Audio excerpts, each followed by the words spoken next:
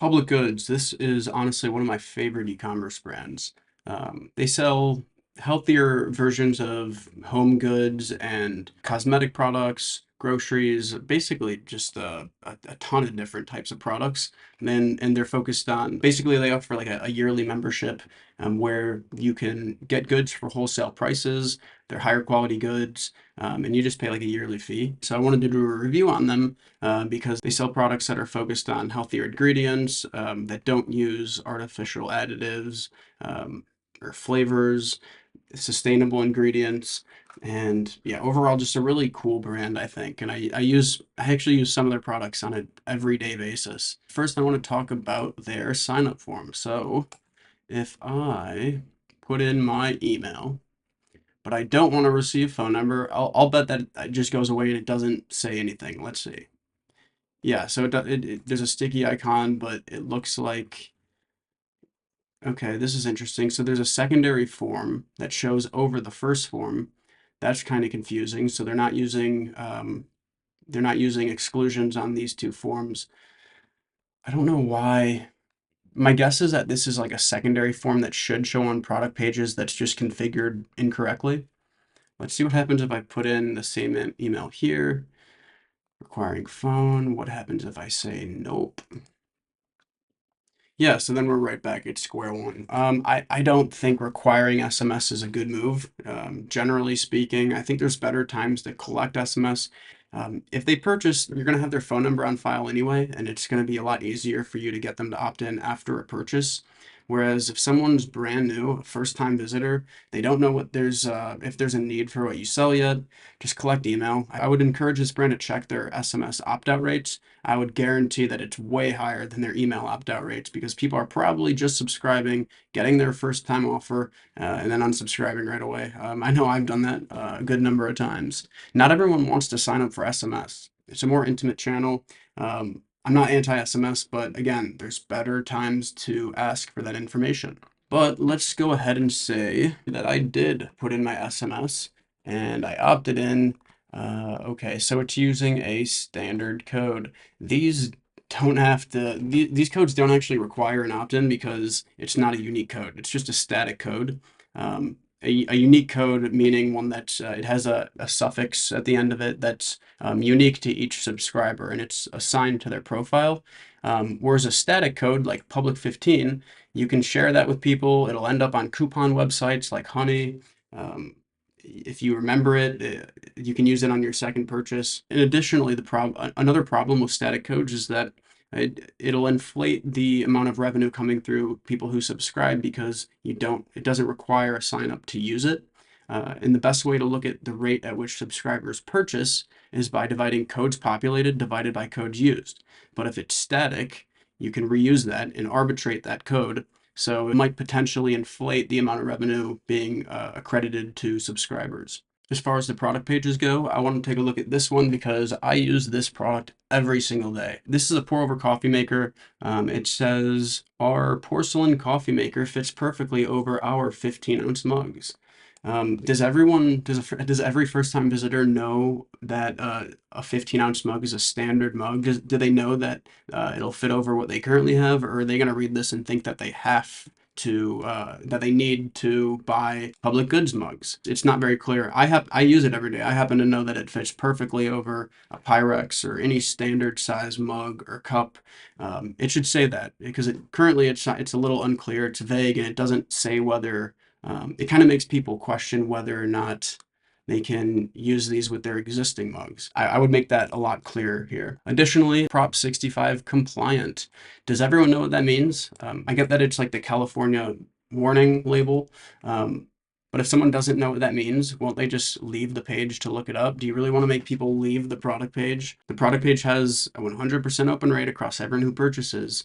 Why make people leave the product page to find information? Any information that's relevant to a first-time purchaser should be directly listed on the product page. Looking at what's in it, high fire porcelain. What does that mean? Why is that different than low fire porcelain? Why is porcelain better than other materials? What's not in it? Lead and plastics of any kind. I love that. That's awesome. But why does it matter? Heavy metals and microplastics leach into hot liquids, and it's an endocrine disruptor, so to speak, allegedly. Um, but does every first time visitor know that? Does every visitor know why that's important? I would say it's probably worth expanding on and tying that benefit back to what this means for the end user. As far as the reviews go, I love how they have searchable reviews. They have some pretty good contextual reviews, so I like to see that. The only other thing that I would do differently, I think, is I noticed that they have a French press coffee machine too. And the thing is, there's no mention about what makes the pour over product a better or worse option than the French press product. And I get that it says on this one, it says one of the best ways to preserve the flavor and nutrition of the beans. What does the nutrition of the beans even mean? I'm not sure what that's about. I don't know what that means. How does it help preserve the nutrition of the beans? Is French press healthier than pour over? Is that what that's saying? What about the cholesterol that you don't get from pour over that you do get from French press? When brands sell similar products like these, I think it's worth showing some type of graphic or visual or chart that compares the similar products and explains what makes them similar and also what makes them different, so that it's clear to a new visitor which one's a better or worse choice for them. And so, as far as product pages, you should put all the information that a new visitor might need to consider a first time purchase directly on the product page. And so, one of the things that I mean by that is returns and exchanges and warranties and shipping.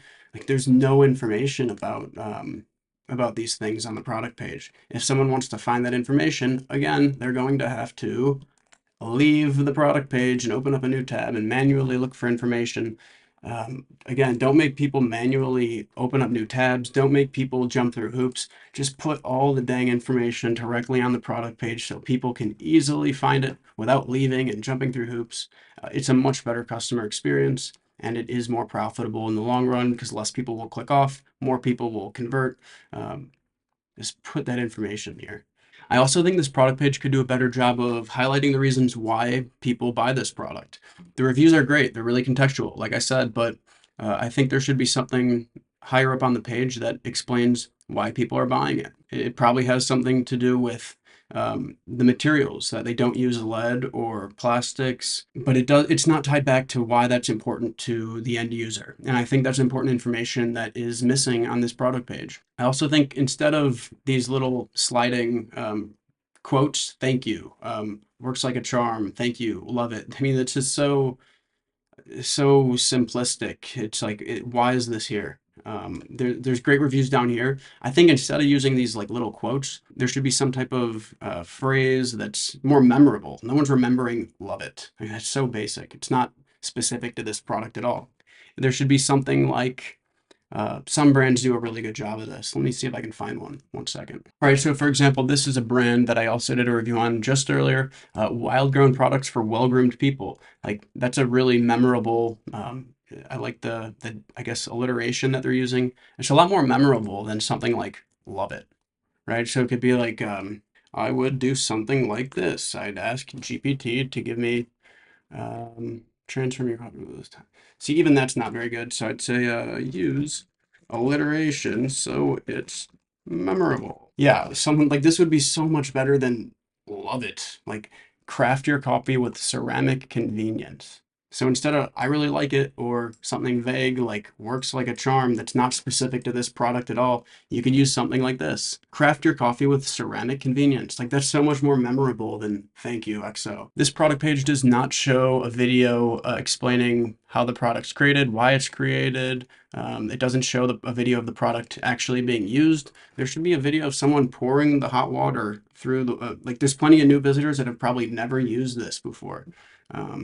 I think a video would be really good for that. For all the information that isn't intuitive to a first-time user or that might not be intuitive, it should be clearly explained on the product page. It should definitely include context about returns, warranties, exchanges, instead of making people open up a new tab. It should use more memorable, quotable copy here instead of just generic non-product specific quotes. It should also highlight common questions, some type of Q&A format where it's like, do I need to buy new mugs to be able to use this?